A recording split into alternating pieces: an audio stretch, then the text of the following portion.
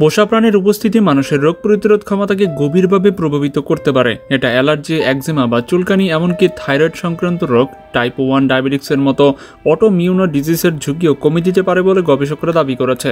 এ প্রসঙ্গে কথা বলতে গেলে আমিষ সম্প্রদায়ের মতো সম্প্রদায়ের কথাও উল্লেখ করা দরকার। অষ্টাদশ শতকের মধ্যে ইউরোপ থেকে উত্তর আমেরিকায় চলে আসা আমিষরা তাদের অনন্য জীবনযাত্রার জন্য আজও পরিচিত। এই সম্প্রদায়ের মানুষ ঐতিহ্যবাহীভাবে সাদামাটা জীবনযাপন করতে অভ্যস্ত।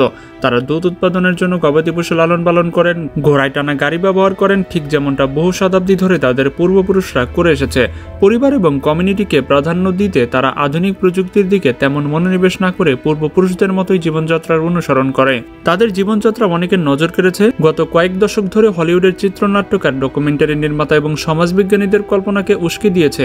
শুধু তাই নয়, গত 10 বছরে চিকিৎসা জগতের কাছেও এই জীবনযাত্রার গ্রহণের বিষয় হয়ে উঠেছে, কারণ আধুনিক সময়ে একটা প্রবণতাকে এড়িয়ে যেতে পেরেছে তারা। 1960-এর দশক থেকে হাঁপানি, একজিমা এবং অ্যালার্জির মতো প্রতিরোধ ক্ষমতার সঙ্গে সম্পর্কিত রোগের বারবারন্ত লক্ষ্য করা গেলেও কিন্তু তা আমিষদের প্রভাবিত করতে পারেনি। এর নেপথ্যে থাকার কারণ একদিকে যেমন মানুষের রোগ প্রতিরোধ ব্যবস্থা কিভাবে কাজ করে তা বিষয়ে যেমন আভাস দেয়, তেমনি প্রাণীর উপস্থিতি ওই রোগ প্রতিরোধ ক্ষমতা কিভাবে প্রভাবিত করতে পারে সেটাও তুলে ধরা যায়। আমিষ সম্প্রদায়ের মধ্যে কয়েকটা রোগ প্রকোপ কেন কম দেখা যায় তা জানার জন্য 2012 সালের একদল গবেষক ইন্ডিয়ানায় বসবাসকারী আমিষ সম্প্রদায়ের ব্যক্তিদের নিয়ে কাজ করছিল।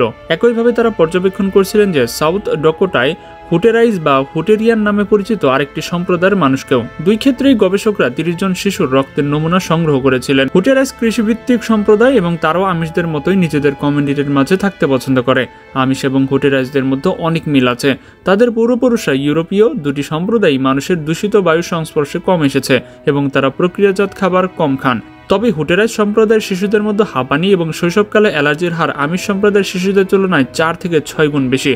গবেষকরা এর লক্ষণ পর্যবেক্ষণ করেছে। তাদের মতে এই দুই সম্প্রদায়ের মধ্যে একটা পার্থক্য হচ্ছে, হুটেরাইজরা শিল্পায়িত কৃষি প্রযুক্তিগুলোকে পুরোপুরি গ্রহণ করেছে, কিন্তু আমিষ সম্প্রদায় তা করেনি। এর অর্থ হচ্ছে অল্প বয়স থেকে আমিষ সম্প্রদায়ের মানুষ প্রাণীদের সহচর্যে রেখেছে এবং তাদের ওই প্রাণীকে বয়ে আনা জীবাণুর সংস্পর্শেও কম থেকেছে। এই বিষয়টাকে ব্যাখ্যা করেছেন আয়ারল্যান্ডে স্থিত ইউনিভার্সিটি কলেজ কর্ক এর মেডিসিন বিভাগের এমেরিটাস অধ্যাপক ফার্গুস শানাহান। তার কথায়, যদি আমিষ বসতির ছবি দেখেন এবং তাকে হুটেরাইজ বসতির সাথে তুলনা করেন তাহলে লক্ষ্য করবেন আমিষ সম্প্রদায়ের মানুষ খামারে প্রাণীদের সঙ্গে বসবাস করে। হুটেরাইজরা বাস করে ছোট ছোট গ্রামে। তাদের খামারগুলো অনেক সময় বাড়ি থেকে কয়েক মাইল দূরে হয়। মার্কিন যুক্তরাষ্ট্র এবং জার্মানির একদল গবেষক এ নিয়ে পরীক্ষা চালিয়ে সিদ্ধান্তে পৌঁছান যে আমিষ সম্প্রদায়ের শিশুদের মধ্যে অ্যালার্জির ঝুঁকি কম থাকার কারণে তাদের রোগ প্রতিরোধ ব্যবস্থাকে একইভাবে গড়ে তুলছে। আমিষ সম্প্রদায়ের শিশুদের মধ্যে অ্যালার্জির ঝুঁকি কম থাকার কারণ পরিবেশ তাদের রোগ প্রতিরোধ ব্যবস্থাকে একইভাবে গড়ে তুলেছে। তাদের এই গবেষণা 2016 সালে প্রকাশিত হয় এবং একে যুগান্তকারী গবেষণা বলে মনে করা হয়।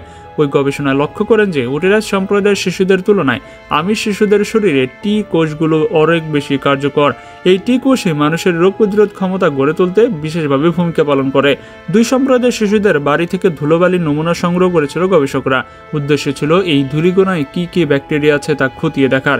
সেই সময় স্পষ্ট প্রমাণ মেলে যে আমিষ সম্প্রদায়ের শিশুরা আরও বেশি পরিমাণে মাইক্রোবের অর্থাৎ অণুজীব বা জীবাণুর সংস্পর্শে এসেছে এবং সেটা সম্ভবত সেই প্রাণী থেকে আসা যাদের সহচর্যে তারা বাস করে। বিশ্বের বিভিন্ন প্রান্তে থাকা গবেষকদের পরীক্ষাও একই কথা বলছে। ইমিউনোলজিস্টদের মতে একটা দল পরীক্ষা করে জানিয়েছে যে আলপাইন খামারে বেড়ে ওঠা শিশুরা হাঁপানি, হে ফিভার এবং একজিমার মতো রোগ থেকে সুরক্ষিত। গরু পালন করা ওইসব খামারে এবং তাদের মালিকদের বাড়িগুলো এসব খামারের কাছাকাছি। শৈশবের প্রথম দিকে বাচ্চারা যত সংখ্যক পোষা প্রাণীর উপস্থিতিতে থেকেছে তার সঙ্গে অ্যালার্জিক ঝুঁকির সম্পর্ক রয়েছে বলে গবেষকরা দেখিয়েছেন। গবেষকদের মতে 7 থেকে 9 বছর বয়সে শিশুর অ্যালার্জির ঝুঁকি তাদের জীবনের প্রথম বছরগুলিতে বাড়িতে উপস্থিত পোষা প্রাণীর সংখ্যার সাথে আনুপাতিক হারে হ্রাস পায়। একে মিনি ফার্ম এফেক্ট বলা হয়ে থাকে। University of California San Diego অধ্যাপক জ্যাক গিলবার্ট আমিষ সম্প্রদায়ের ওপর চালানো এক গবেষণার সঙ্গে যুক্ত করেছিলেন। চলতি বছরে জানুয়ারি মাসে প্রকাশিত একটা নতুন গবেষণা দেখা গেছে যে জিনগতভাবে একজিমা প্রবণতা রয়েছে এমন শিশুর বাড়িতে কুকুর পোষা হলে তা ওই রোগ প্রতিরোধ ক্ষমতা সাহায্য করতে পারে।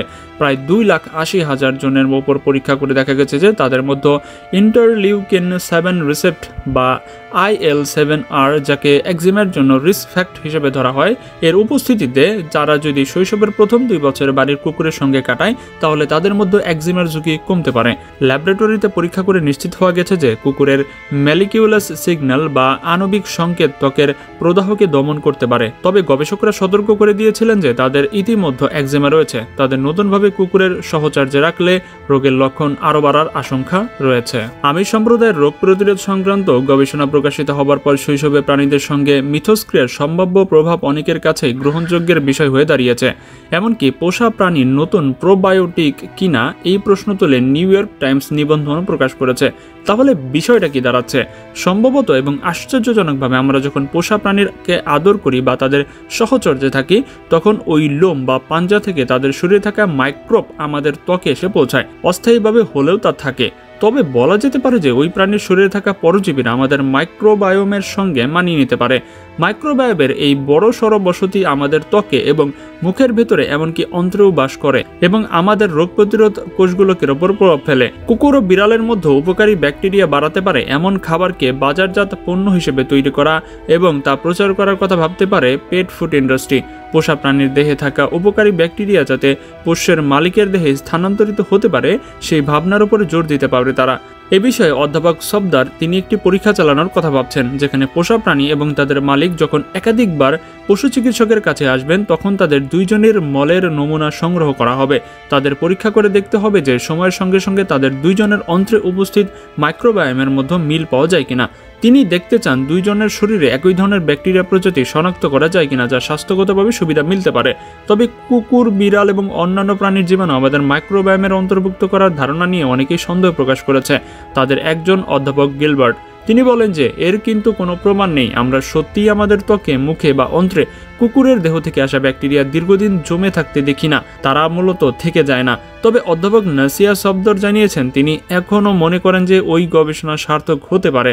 তার মতে অন্ত্রে উপস্থিত মাইক্রোবের পোষা প্রাণী থেকে তাদের মালিকের দেহে এবং মানব দেহে থেকে প্রাণীদের দেহে স্থানান্তরিত হওয়ার বিষয়টি প্রশংসার যোগ্য। মূলত গবেষকরা পরীক্ষা করে দেখতে চাইছেন যে বিভিন্ন উপায়ে প্রাণীদের আমাদের জীবনে ফিরিয়ে আনলে তা আমাদের স্বাস্থ্যের জন্য উপকারী হতে পারে কিনা। অধ্যাপক গিলবার্ট জানিয়েছে শিশুদের রোগ প্রতিরোধ ক্ষমতা উন্নত করার একটা সম্ভাব্য উপায় এগুলো হতে পারে। তার কথায় আপনি যদি আরও বেশি ধরনের ব্যাকটেরিয়ার সংস্পর্শে আসেন তবে তা আপনার প্রতিরোধ ব্যবস্থাকে নানাভাবে স্টিমুলেট করবে। আপনার বাড়িতে পোষা প্রাণী থাকলে আপনি বাইরে যাবেন, হাঁটাহাঁটি করবেন, একইভাবে আপনি পার্কে বা মাটিতে থাকা মাইক্রোবের সংস্পর্শে আসতে পারেন। এটাও কিন্তু গুরুত্বপূর্ণ। তো বন্ধুরা, এগুলো হচ্ছে শুধুমাত্র একটা গবেষণার ফলাফল। এই বিষয় সম্পর্কে আপনার কি মতামত সেটা অবশ্যই আমাদেরকে কমেন্টে জানাতে পারেন। আপনার কি মনে হয় বাড়িতে পোষা প্রাণী পাললে অবশ্যই কি আমাদের ইমিউনিটি বাড়ে, অবশ্যই কি আমাদের বিভিন্ন ধরনের চর্মরোগ সংক্রান্ত সমস্যা থেকে মুক্তি পাওয়া যায়, নাকি এগুলো শুধুমাত্র একটা ধারণা মাত্র, সেটা অবশ্যই আমাদেরকে কমেন্টে জানাতে পারেন। তো দেখা হচ্ছে পরবর্তী পর্বে। আজকের মতো এখানেই বিদায়। আর আজকের ভিডিও কেমন লাগছে সেটা কমেন্টে জানাতে ভুলবেন না। আর এখনো যারা আমাদের চ্যানেলটি সাবস্ক্রাইব করেননি তারা করে দিন। আল্লাহ হাফেজ।